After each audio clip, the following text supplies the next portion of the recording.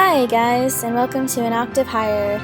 I probably shouldn't be playing this game at this hour, considering it's kind of late, but I'm not tired. I kind of had a coffee at like 5 o'clock in the afternoon, which is a really bad idea, and I never really did anything in order to expend any of that energy, and I have to get up at like 6 o'clock in the morning in order to go to work for an opening shift, and like, I'm just not tired whatsoever. So you know what I'm gonna do instead? Which is completely unproductive in like every sense of the word? I'm gonna play this game. So yeah, let's get started.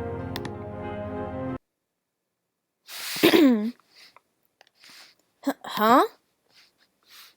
I sit forward with a jolt. The presenter on the podium is demonstrating some kind of magic machine. I must have nodded off. So as you can see, after I've deposited the chunks of metal into the furnace, I can simply put my hand on this pad like this, and then the furnace turns on and melts the metal. Once all the chunks have melted, the machine automatically transfers the liquid to a mold of your own design and absorbs all the heat from the molten metal to turn it back into solid. There is also an option to connect the machine to the next system in your assembly line so the finished part can be delivered to the next system automatically. Looking around, I see some servants picking up dirty plates from a number of tables in the conference hall. Looks like I slept through lunch. I overhear the conversation of two representatives who are sitting next to me. What do you think of that machine? Sounds like a great way to boost efficiency in our factories. I don't think so. It may sound that way, but there are hidden costs that we need to be aware of. First of all, we would need to hire technicians to maintain the machines. Then we'd have to retrain our existing workers. And who would repair the machines if they broke down? We could try repairing it by ourselves, but that would take time.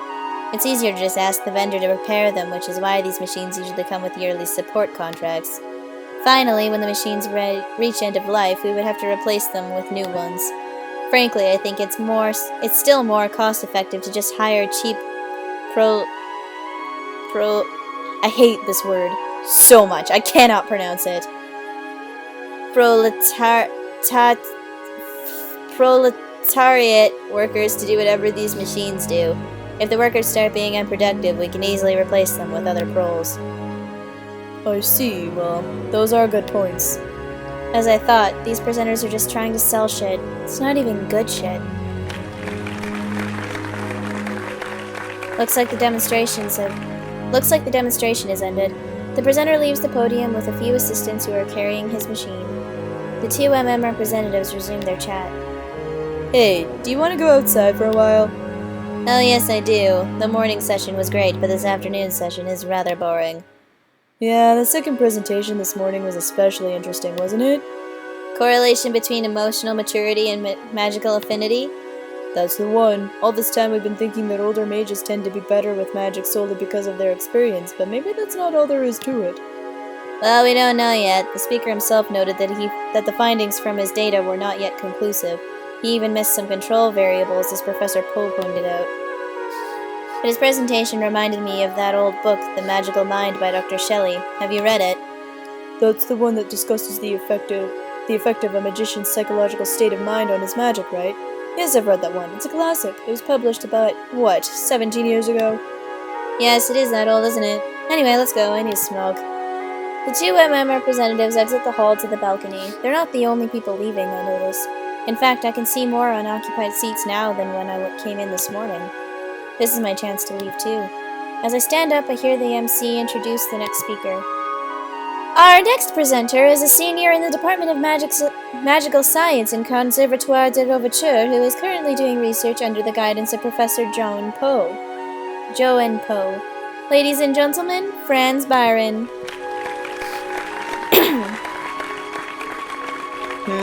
Isn't that the student from before?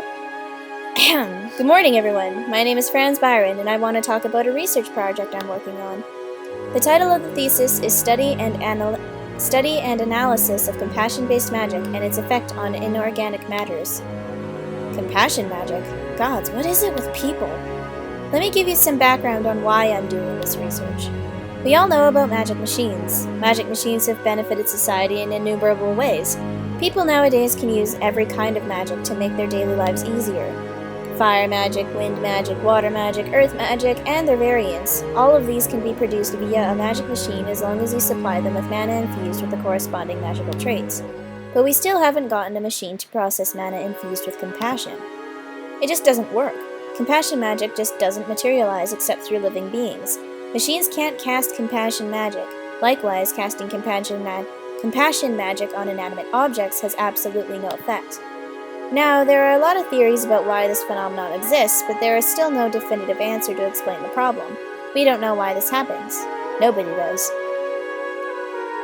So then the little worker in the prostitute house might end up being a really, big role in whatever the hell happens in this game. Which would explain why she's a main character, but at least now I kind of get a background as to why she was chosen. The benefits of solving this particular problem are obvious. Compassion is an infinitely useful magic, as we all know. Illumination magic, for example, is based on faith and compassion. Overture still relies on illuminators to walk the streets every evening to light the city. If we had a machine to do this work, much time and money could be saved. But the most vital compassion-based magic, quite literally, is healing magic. The first machine was invented 30 years ago, and we're now using them everywhere. Everywhere except in hospitals and clinics. Healthcare would be revolutionized if we could make it into an industry with the help of magic machines. This brings us to my research. In my study, I've come across several reports of cases where inanimate objects were affected by this type of magic. For example, there was a report in the year 305 about a 7-year-old girl who had managed to cast heal on her broken doll and fixed it. Reports like these suggest that in some circumstances, compassion magic can affect inanimate objects.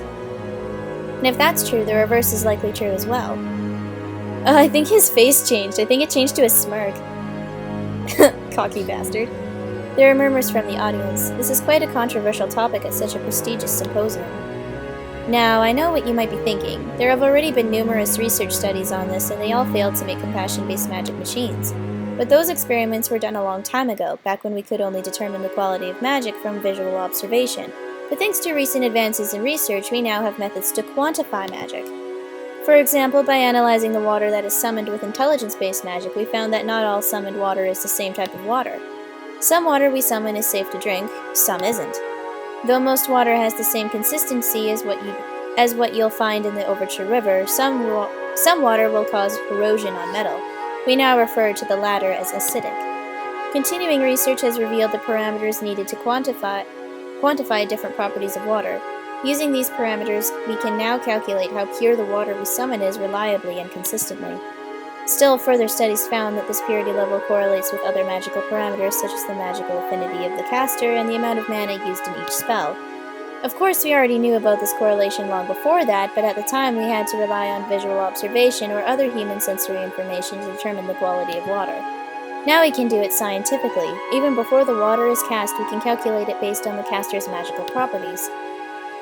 The research that produced this result is relatively new, and its results are well known. But without it, we would not be able to, even now, create magic machines that reliably summon drinkable water. Similar results have been achieved with willpower-based magic. For example, we can now determine the type of rock that will be summoned. Discoveries like these have completely remade the construction industry. Being able to quantify magical properties means we can reduce magical science experiments to numerical data points. Simply having that data has led to innumerable advances in technology over the past generation. Still, we have never succeeded in quantifying the properties of compassion-based magic. This is a major part of what I will be doing for my final year project. The student goes on to explain different kinds of properties that may be analyzed from compassion magic and the scientific methods to properly measure them to produce quantifiable data. To be honest, I don't give even the slightest damn. Compassion magic is, as I've made remarkably clear for years now, an utter waste of effort in every theater but war. Some people in the audience seem to be listening very intently, though. I don't know why. Healing machines are a preposterous idea. If you're wounded, call a doctor to come and cast heal on your wound. It takes seconds. Finally, the student concludes his presentation. Once I collect enough data, I'll be able to analyze them to find out how compassion-based magic affects different materials under different conditions. If there is a strong positive correlation, I will be able to form a scientific theory on this subject. The theory will be a strong first step. My hope is that it will inspire wider research in the field of magical engineering to figure out the lingering puzzle of the compassion-based magic machine. Thank you. They're now taking some questions from the audience. I've stopped listening at this point, though. There's just no way compassion magic can be made to work on inanimate objects. It goes against the laws of magic. Anyone who uses magic can tell you that. It would be like burning water. However, for some reason, I find myself thinking about his research topic, despite, or perhaps because of, how absurd it is. Compassion. After the questions and answers session is ended, the student goes back to his seat to warm a round of applause. At the same time, the next presenter gets up from his seat and heads to the podium. But the conference hall is emptying out as the afternoon wears on. The audience has halved since this morning, by my count. After a while, the presenter student also gets up from his seat and walks toward the exit. Maybe I should go after him and talk for a bit. That will also give me a reason to leave the symposium.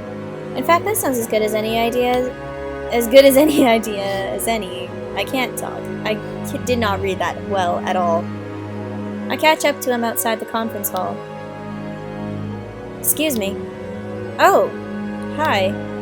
Allow me to introduce myself. My name is Frederick Godwin. I'm here as a representative from Magical Mechanical. His mouth is agape for a second after hearing my name. Godwin is a name that carries weight in this town, thanks to my father, Joff Godwin, the founder of MM. It's very nice to meet you, Lord Godwin. I'm Franz Byron, a magical science student at this conservatoire. I think we ran into each other this morning. Lord Godwin is what people call my father. You can just call me by my first name. The student looks startled, but soon regains his composure. Is that really okay?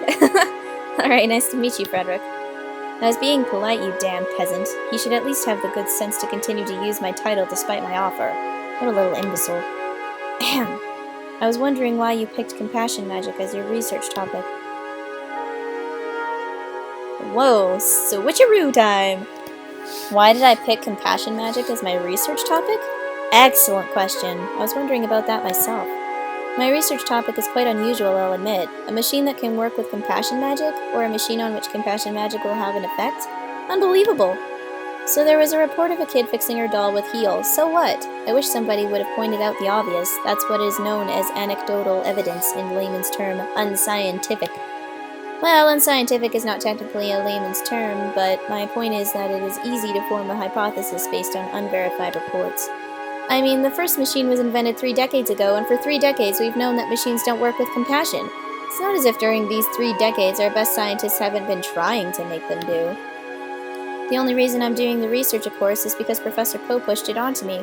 I really had no choice. He's one of the most respected and brilliant minds in magical science. You don't say no to Professor Poe. Gods, how am I ever going to graduate? Oi, you! Sorry, I was lost in thought. Well, as I said in the presentation, scientific knowledge of compassion magic would have the potential to unlock all kinds of useful inventions like compassion magic machines. Speaking of magic machines, I suddenly realized something important. I'm speaking to an MM representative, and he just so happens to be the son of Lord Godwin. MM and Lord Godwin give the most funding to research projects, especially those that might make money for MM. If I could convince this guy that my research can become the basis of MM's future products, I may receive a research grant. If we can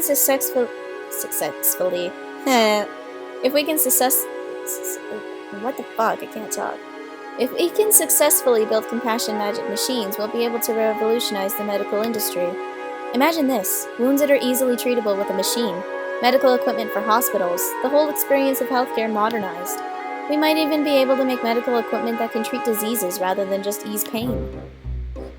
Now, time to go for the kill! In fact, it would be a huge benefit for MM's bottom line if they could get into the healthcare business. They might even speed things up by funding my research. Oh god, that was a complete turn-off to the other guy. No, you don't say that! You don't hint at that! No! It's missing so brazenly! That's not how you do business with a person! It's not how you do it! No! Friends, you fucked up! I stop talking and wait for a reaction while observing Frederick's face. No reaction. Maybe I was being too obtuse. Oh god, oh god, oh god. Stop, Franz! You're digging yourself a hole! I mean, so I was thinking that if maybe we could talk about how my research could benefit NM in some way, that might be... Yes, I think it's interesting. Excellent! Now I can talk about getting research funding. No! No! No! Stop! Don't take yourself off! Well, good luck on your final year project. Talk to you later. Wait, what? Wait. I stopped Frederick from walking away. Well, I was thinking, will you have time to talk more about this? I have lots of ideas that I'd like to run by you. His eyebrows twitch, his lips are pressed tightly together. I don't have the authority at MM to approve funds for research projects. I'm only here because my father, Lord Godwin, wanted me to attend the symposium. I see. Oh god, no! You're asking the deadly question that just shuts you down forever. No, don't ask it! Don't do it, Frederick! Franz, whatever the fuck your name is. Franz, don't do it! Well, can you introduce me to someone who normally deals with research projects? No. He turns and walks away from me. Is there... He turns to me again, his eyes wide and lips pursed, like he just discovered a dog pooping on his front yard. But suddenly, he smiles. I feel that something is wrong here, but then again, everyone smiles differently. Actually, there is somebody you can talk to regarding your research. He puts his hand into his pocket and takes out a crumpled piece of paper. Oh, God, no! He's gonna send him to the whorehouse! Oh my God, no! Like, sure, that's where he's gonna meet the factory worker, and that's where it's all gonna get started, probably, but holy fuck, you're such a dick! Just go to that address. I read the address on the paper. I don't recognize the street name. Oh, thank you very much. Who should I speak with when I get there? Oh my god, no. No! Oh god, no! Ask for You know what? Ask for Mrs. Beauvoir. Mrs. Beauvoir will be able to help you out. Oh my god, his face! His face! Oh my god! Oh god, no! This is gonna be so embarrassing for friends. Oh dear god. Got it. Thank you very much, Frederick. His eyebrows twitch again. Did I pronounce his name wrong? Don't mention it.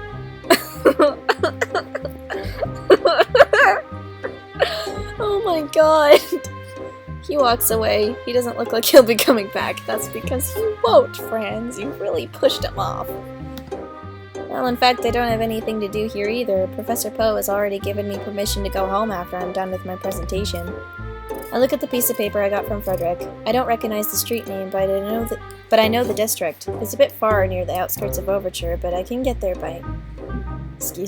omnibus. Maybe I should pay this Mrs. Beauvoir a visit. Oh god, don't. Don't do it. There aren't many students outside because most of them are still in class. I also don't see Aretha anywhere. The sun is still high. Looking at my chronometer, I learn that there's still more than 2 hours until the sun sets. I should be able to arrive at my destination before the end of the day. Shortly after I cross the street, an omnibus comes. At this hour, the omnibus is nearly empty, even this close to the city center. Oh god, no. His reaction is gonna be so priceless, and I'm just gonna laugh so fucking hard at his awkwardness. The commute took more than an hour, but I'm finally close to the place I'm looking for. Now I just need to find the place. I look for street signs. As soon as I find one, I walk over to it. Unfortunately, there are no signs that bear the street name written on the paper, but there is one that sounds similar. I try going that way. I plod from street sign to street sign. Almost everything is unreliable. At times I have to double back and try different ways. After wandering for who knows how long, I find that it's almost sundown. I'm walking along a river, a stone's throw away from a big curved bridge that crosses the water. I head to the bridge and cross it. After arriving at the other end, I realize that I've never been in this part of the city. I continue strolling through a road that gets narrower with every block I pass. It's also getting dark, or rather, gloomy. Has the sun totally set? I look around and catch a glimpse of a man in shabby clothing sitting on the dusty pavement near an intersection, his back rested against the wall of a dirty-looking bookstore. I avoid directing my gaze at him, but as I walk past him, I notice he's missing an arm. In fact, both of them. A feeling of pity for this man wells up in me. I now know why he is sitting on the pavement. Without hands, it is impossible to cast magic. Without magic, it is impossible to have any reasonable expectation of a good life. In this society, people like him are the lowest of the low. However small they may be in number, they are the sole level of society that exists without hope. I would soon rather die than be like him. May the gods have mercy on him. Seeing this amputee makes me understand where I actually am. This must be a proletariat district. That explains why everything looks dreary, smells noxious, and feels unclean. Why am I in a proles district? Did I get the address wrong? Finally, I find a sign that bears the street name I'm looking for. I follow the sign. Here it is. This is the address written on the paper. The house is big and luxurious, but it's not what I had expected. I double-check and triple-check the address, but this is really it. The name of Mrs. Beauvoir is even written above the door. Maison de Beauvoir. What is this place? This is definitely not an ordinary house. Should I knock on the door? A dirty-looking man starts to talk to me as he walks by. Are you a first-timer? What are you waiting for? Don't be embarrassed. We all know this place. Just go inside. Excuse me? The best girls are only available later at night, but you'll be able to find someone to suit you even now. What are you talking about? Don't pretend, boy. You're here to have fun with a girl, right? Or maybe you just want to see some tits. They might let you look for free if you pretend you're lost. No, I'm not here for that. Realizing what kind of place it is, I quickly turn and walk away. Frederick Godwin. Why did he do this to me? Sure, he might have been annoyed because I asked for funding, but he didn't have to make me come all the way out here of spite. My heart is beating fast. Now, how do I get back to the city? I try to retrace my steps quickly. I don't hate proles, but that doesn't mean I fancy being around them. Soon I'm lost. Each corner looks as dirty, dark, and decrepit as the last. Nothing stories me as familiar.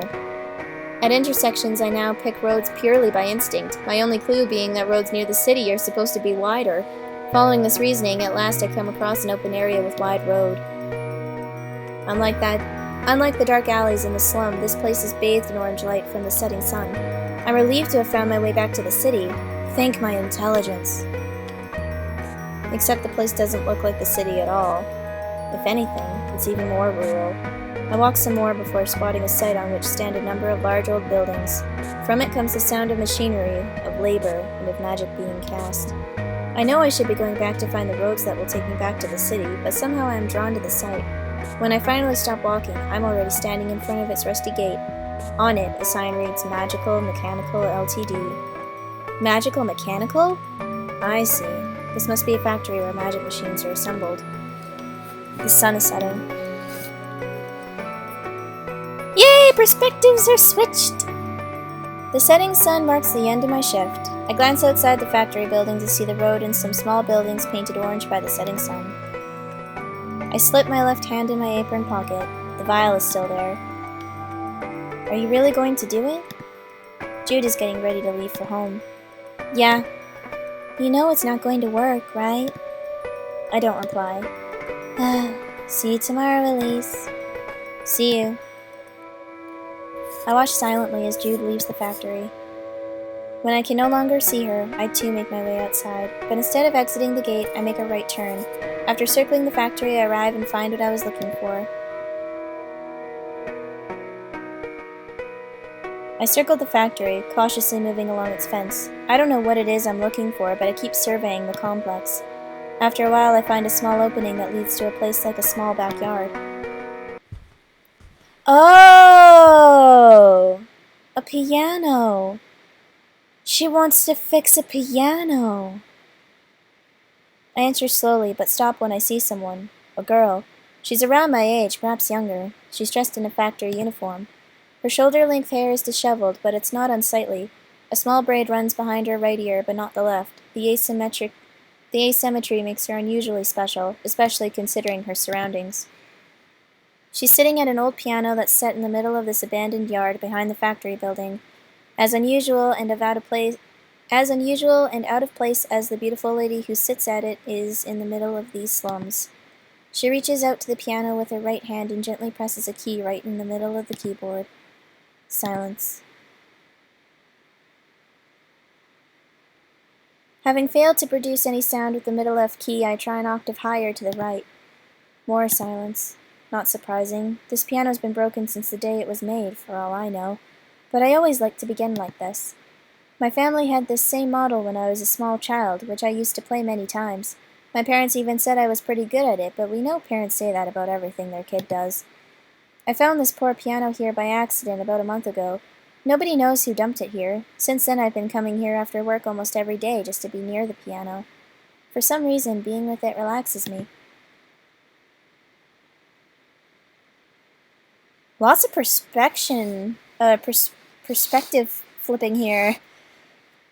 The girl sits there motionless for a while, then suddenly she produces a small vial of bluish liquid. I've seen that liquid enough times to be able to tell what it is right away. Curcuma xanthorrhiza, or temulawak, as it is called in its native land. In this kingdom, we call it manna. What is she going to do with it? Yeah, there's tons of perspective switching here. Holy shit. Am I really going to do it? I'm sorry for lying to you, Mr. Nailton. I actually drank the potion from lunch break. I'll find a way to make it up for this somehow. I gaze at the drink in my hand again. Yes, I'm going to do it. I carefully take the cap off the vial, bringing the vial to my lips, and empty it. Having drunk the manna, the girl brings both her hands slightly above the piano, palms facing down, as though giving it her blessing. I close my eyes. If anyone saw me right now, she'd think I was in the middle of doing mental preparation before performing a sonata.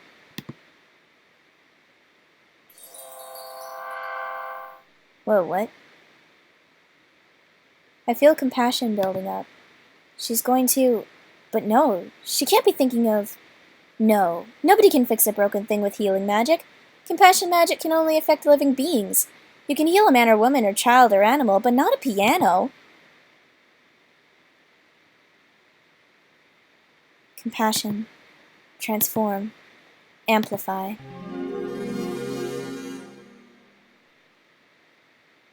Did it work? Did she fix it? Did she fix it? What? Oh, they're skipping it to the next day, aren't they? They're skipping to the next day and totally leaving us on a cliffhanger and moving it to Frederick's perspective, aren't they? Well, I guess we're just gonna have to find out next episode. I'll see you in the next one, 'cause cliffhangers are fun. And I'm a little angry that they did that. But on the inside, it's like, oh, I know exactly why you did that. Because you want me to go further into this. Well, I was already interested from the very beginning when I bought this game. So, yeah, you didn't have to try all that hard. But I'm really glad that you did. Because this story is super interesting. So, yeah. See you guys. Bye-bye. Hey, guys. And that was an octave higher. If you're interested in checking out the next episode, then just click on the icon on the right-hand side. If you're interested in any of the other games that I have listed here that have very similar storylines that are pretty intricate, I would say to check them out as well. And if you want to subscribe, just click my icon and we're good to go. So yeah, see you later.